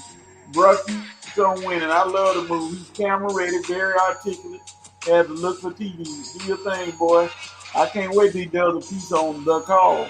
Interview Pete Carroll and ask him what was he thinking on that play. That would be a very interesting interview right there if they actually do that and then let him talk about it. Probably should have been like, believe me, it's in the card. Yeah. He probably should have been like, I should have said my helmet went out, communication went out, and I won't call that. Same thing Matt Ryan should have did when they told him to throw the ball. He should have been like, my helmet communication went out. I'm not running that play. Yeah. Alexis here, good afternoon, Alexis. He said Russell is a Hall of Famer, guys. He may not be a first ballot, but his numbers and rings suggested. That's going to be an interesting debate as it comes to that time, whether he's a Hall of Famer or not. The VP said Hurts has a very nice-looking female squad around his business dealings, and his wife is a looker as well. Brown is miffed about a side piece that was someone else's side piece. Yeah. I just said, who said that? The VP. Me and VP on the same wavelength. Like I said, it ain't got nothing to do with. Hey, the other thing about AJ Brown's gonna be interesting because this quarterback for New England, this is the second year or third year, so he's still young. I want to see, to your point, H.O., is he gonna pull a book out and start reading the book when old boy have a couple of bad games or old boy misses him, overthrows him, or underthrows him? I want to see how he acts with the white boy. Yeah, I'm going there with the white boy. I want to see how he acts. All right. He also said, AC, you need to control your peeps. AJ made the Browns look bad. Hey, I already told you. I know how the Browns go. James Brown was running up on people's stages back in the 50s and 60s. He was running up in there, tear down your whole show. Asa, did you need to translate for James? When James was going there, you like, James, how's everything going? How was he? Yeah. That was I'm coming to take your woman. James come to the picnic with 4 long potato salad. So everybody out. They said, James, you made the potato salad. I feel salad good as hell. Hey. PP said, I agree with Alexis. R-Dub is not a first balloter.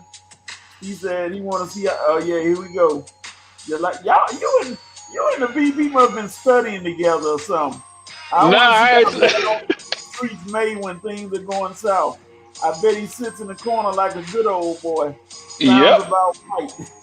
Yep. That's what I want to see.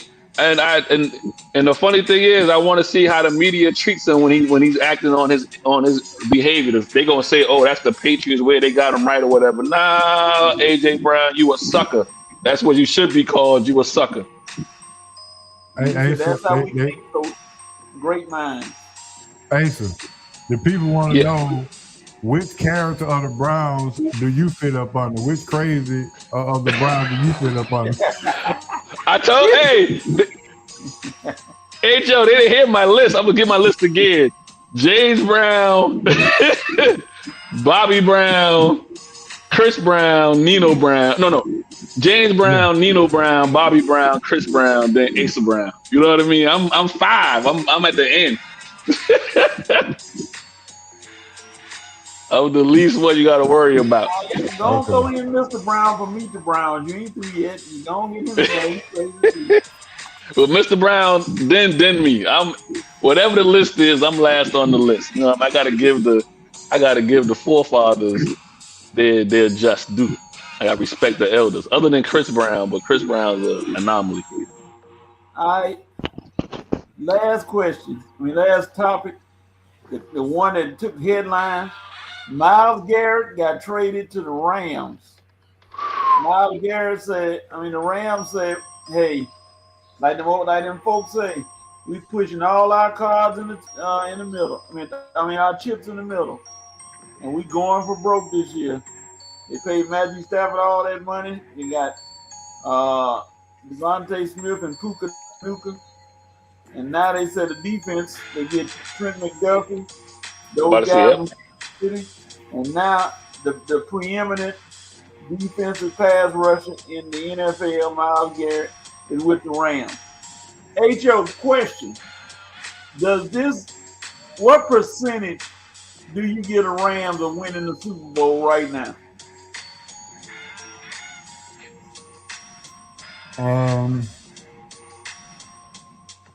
Percentage wise, 50%. 50. Yeah. Hey, what percentage? In the NFC. No, I'm talking Super Bowl. I know. I guess, but I'm just gonna, in my mind, go through. Okay. So they definitely should win the NFC West. So that means you're gonna get at least one game at home, right? Yeah. Playoff game at home. They're better than anything in the NFC East. They're better than anything in the NFC South.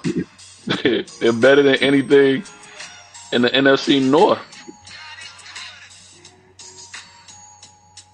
I guess I thought 50% might be too high, but when I kind of talk it out, I got to get in the car with H.O. All right. Now, if Aaron Donald comes back, oh my God, 75. Yeah.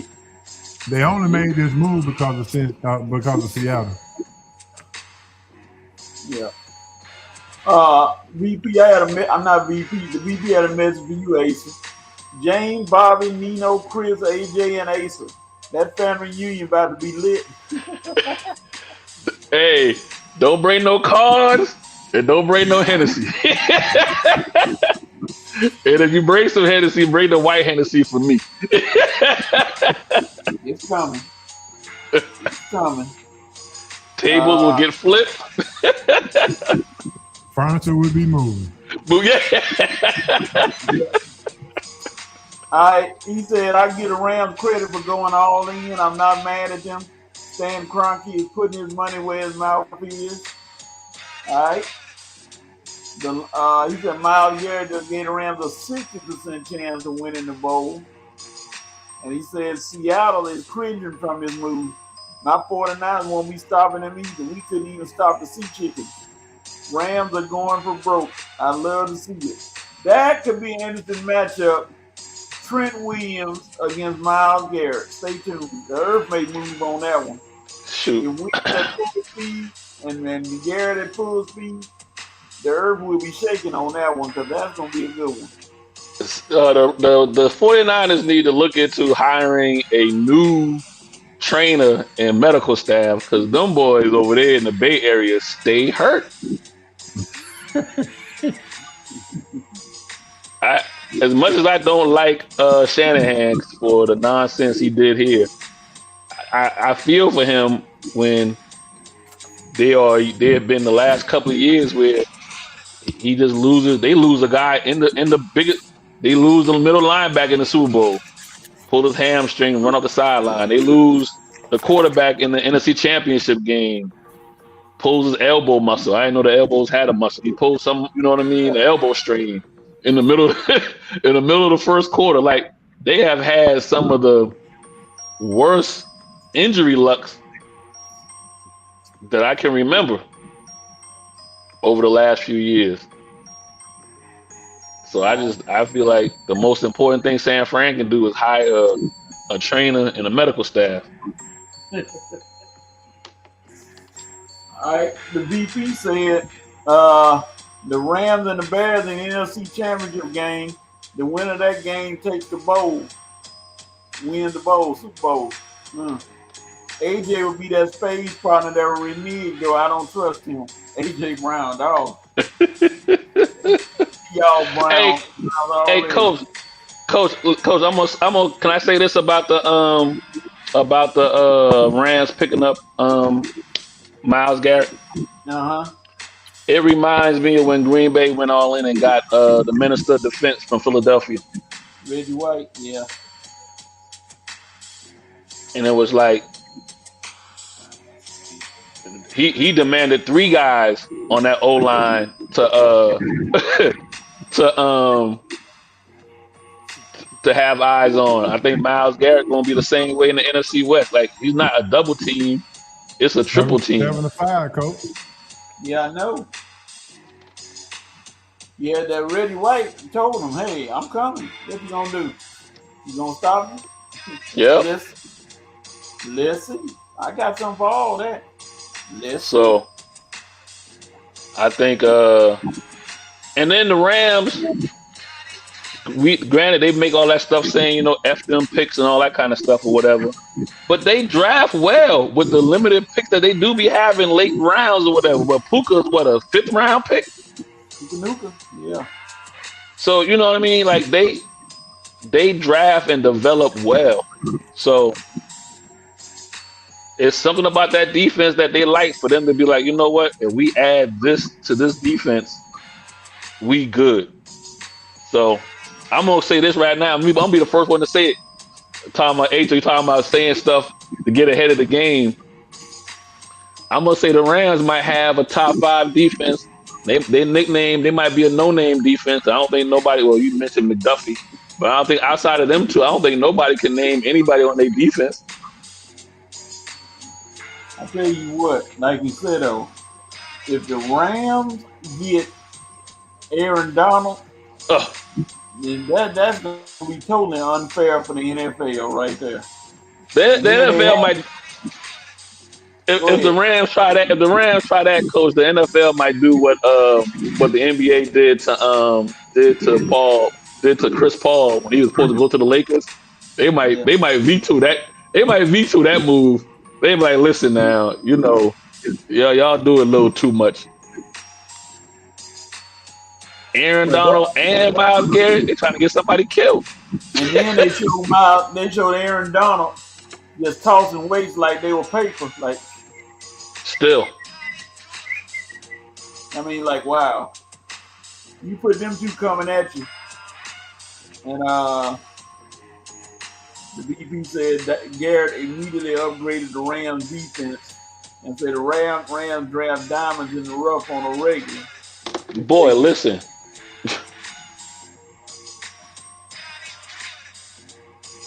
They get guys left and right sideways, and they just come in and do their damage. And they keep Matthew Stafford upright. Good Lord, those guys, Puka-Nuka and Allen gonna get open. And at tight end, then you got at Tutu. No, Tutu gone. They got somebody else take his place though.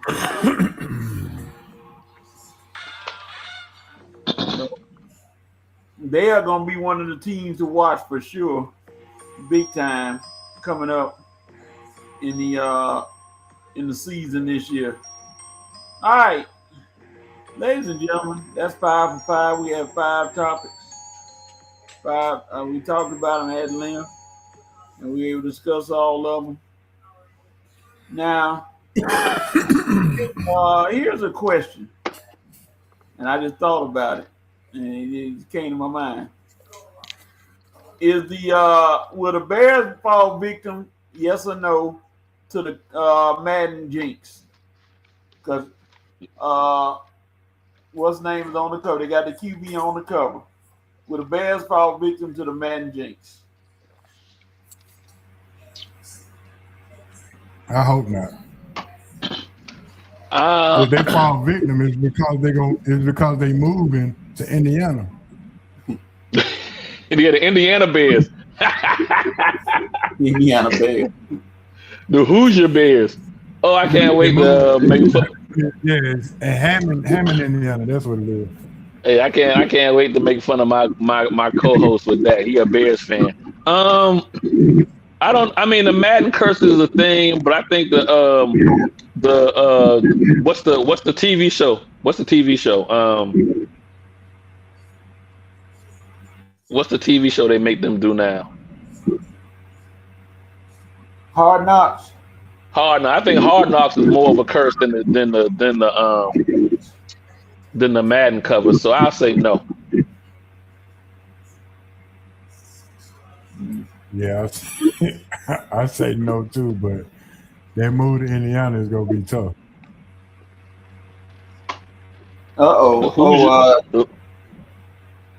Asa, the VP said, and I quote, let me see if I can find it.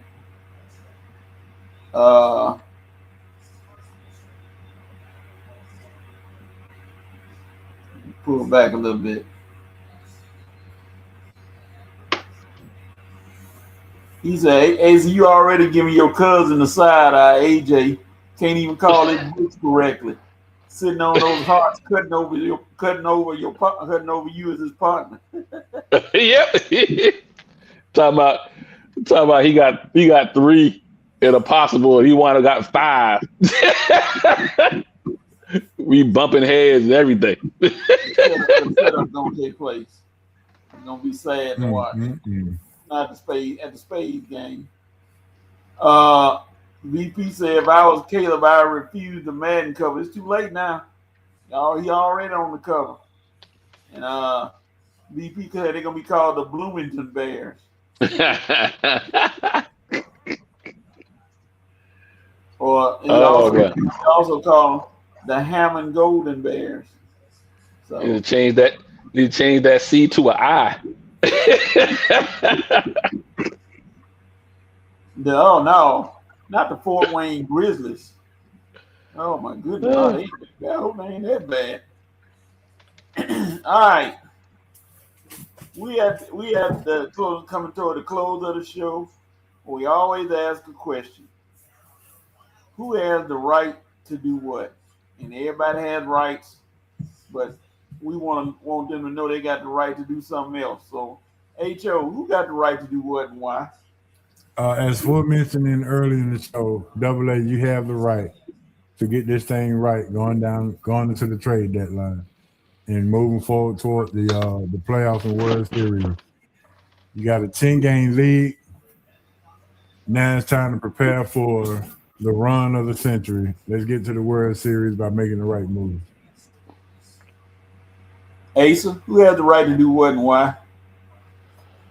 Man, I should have mentioned this earlier as my not so happy because Indiana beat the Dream earlier this week. So Atlanta Dream, you have the right to do something to get Indiana out of y'all head. They are not better than you all, but they seem to have your number. And so I don't know what that needs to happen or what needs to be done, but you cannot be losing games to a inferior team like the Indiana Fever. But you're still number one in the East, though. But had a rough week. Yeah, they gave Angel Reese a nickname that I can't repeat on the show because we a family show. I said, okay, now y'all going too far. You got something to do with Grease. And I said, no, we're gonna leave that alone. But yeah, but that game, the Fever played probably their best game, and their big three showed out. Best game of the season for them so far. Alicia Gray, she struggled. Ryan Howell struggled big time. I don't know what was going on with her. She couldn't find it. Oh, another home run. Well, that's foul. It's foul. I think Indiana is just in their head. I think it's just it's a mental thing when they go up against Indiana now. Let's see. The VP said the Spurs had a right to play smarter down the stretch. You up against it here in the New York City. Y'all might be heading back to Texas to make vacation plans. Oh Lord, go to Galveston. You know you ain't got that far to go. You know the Galveston. They can just walk over to Mexico. They're right there. Go on the river walk and just take your time and don't bother nobody. Caitlin Clark fan. That's what he said. You had a right to get your head out of your end. Your girl don't play anybody's defense. I blame the Dream coach for not taking it to Clark, making her defend hard. The rest of the league has her figured out. My girl Veronica Burton salivates when she knows Clark is on the docket. Yeah, that may be true, but Clark still put up some numbers. 17 points, 8 rebounds, 5 assists. That accounts for over 30-something points right there. So they better learn how to stop her from driving too. Cause she knows how to run that. She knows how to do offense. She don't do nothing else. And then Raven Johnson comes in and does her thing. So Indiana not gonna win it all because you still got my girl. When she come back, everybody might as well get ready to step aside and wonder what second place is gonna be like. And that's the piece of card for the Minnesota Lynx. And they got Olivia Miles there too. Yeah, it's gonna be rough on everybody. When Olivia Miles didn't get no dope moment this week. What's up with that? She had 28 points and a stat line of 28, 8, and 5 or something like that. Yeah, we all got in the car with what's his name, because he was tearing the ball up. Yeah, Miles should have got some love on the backside. She could have got an honorable mention or something. Yeah, because she is the rookie of the year right now. And possibly going forward for the rest of the year, unless something happen. She is the rookie of the year. She came to the NBA and let everybody know why y'all. Who that had a chance to draft her? And that was the Dallas Wings, but they got AZ Fudd. Fudd has come on playing a little better, but Miles is the truth. And to go to somebody like Minnesota who already loaded, that's gonna be hard on everybody. That's why they up there. BP say Indy won't win it because they're not deep in the paint, and Clark doesn't play defense. Indy was a game 5 heading to the finals last season without Clark. BP, you just saying you don't like Caitlin Clark. I mean, is that what you're trying to say? Miles is the truth for sure. She's probably the rookie of the year. Of course she is. But VP, obviously you don't like Caitlin Clark. Is there a particular reason you don't like her, other than the fact you think she don't play defense? Because there got to be something. Because I see guys online do whole soliloquies on Clark. Like they just can't stand her. I'm like, dog, she didn't give you autograph? Let's see. I like CC offensively, not defensively. Okay. HO and Asa, I want to thank you all for pinch hitting, coming in, always welcome, no matter what happens. It's almost like we don't want to call you guests anymore because y'all are almost gonna be part of the show. We pinch it back for each other, and we do everything for each other back and forth. We love talking sports, so Yep. it's always Yes, sir. And I'm making it my mission if I can get healthy. I still want to have a summit. Yeah, I don't care if it's at the Big Easy, the Big Grill, the Cookout, the Hall of Fame. I don't care where it is. So we need to do Big Easy next Saturday then. Even if it's not a cause game Wednesday could be the end of it. Oh yeah. Yeah, I think we get the 5 though. We get to at least 5. So 5 will be Friday. Friday, yeah. We get to at least 5. It's 2-2-1-1-1, right? Great show. Yeah. The VP said, "Great show. Have a blessed weekend. Stay safe." Thank you, VP, for coming in. Yeah. All right, VP. See you Wednesday, buddy. We're gonna see, but my summit is gonna be. I want to have a summit, and I'm gonna tell you who all I want at the summit. I'm calling names. That's here: Ace Brown, H.O., Rev, Red, Maceo, Glaze, Uncle Steve, all of us to come together one time and just find a nice spot. If it's Big East, just to chop it up and talk sports and eat and just have one big show. I want that to happen. I don't know if we can. How about we call it a sports summit? There you go. Yeah. Call it a sports summit. And if that establishment next to the Big Easy, we get something to look at while we talking. You already going you done changed the name already. God, dog. Hey, and then you say, can anybody tell me the name of the place? I can't. Listen, that's one of those places, H.O., either you know or you don't know. Everybody ain't supposed to know. No, the only thing y'all know is called, and for y'all say it's called the Blackout because it's not always black. Yeah. Hey. There's all kind of sports be going on. Yeah, all kind of sports. Yeah, good halftime break. Call it entertainment, right? Oh Lord. But anyway, yeah. One of these days we all just get together. I wouldn't care where it is, and we could do a summit. And like I said, eat good, talk sports, laugh, and we gonna laugh. It ain't gonna be no way around it. We gonna laugh, and ain't no egos at the door. We check them at the door. I don't know if I left anybody out that's around here that's doing sports talk. I'll include everybody, and we just all. We have to bring Smitty and Bob in too. That's right. Right. Smitty and Bob. That's right. I forgot about them. And D Will, if he could come. Yeah. Hancock, D Will, E-Dub. E-Dub, Hancock, Big Z. We just got to put clothing restrictions on D Will. Uh-oh. I ain't commenting on that.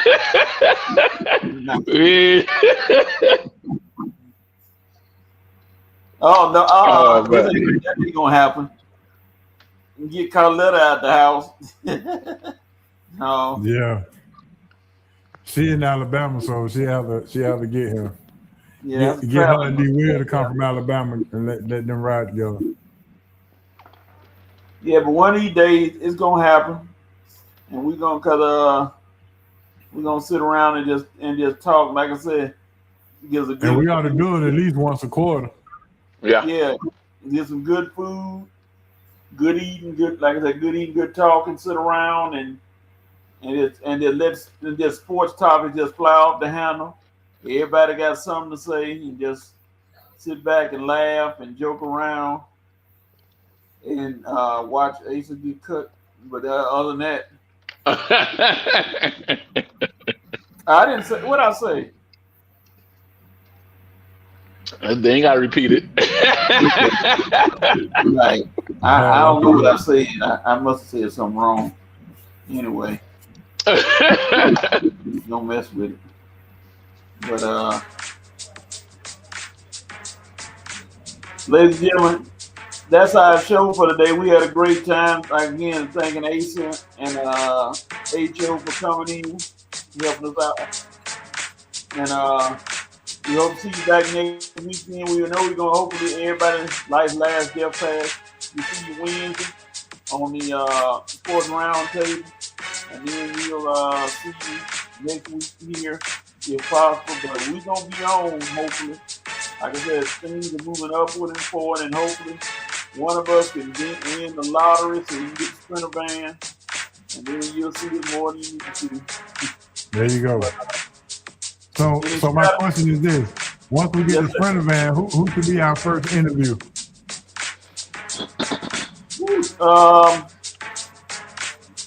I know we're going to South Carolina for Don Staley, but in Atlanta, who should be our first interview?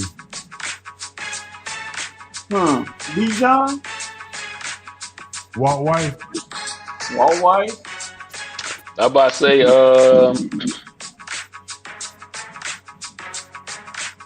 depending on what the Bulldogs doing, they coach. Oh Lord, we gotta go down to Athens for that.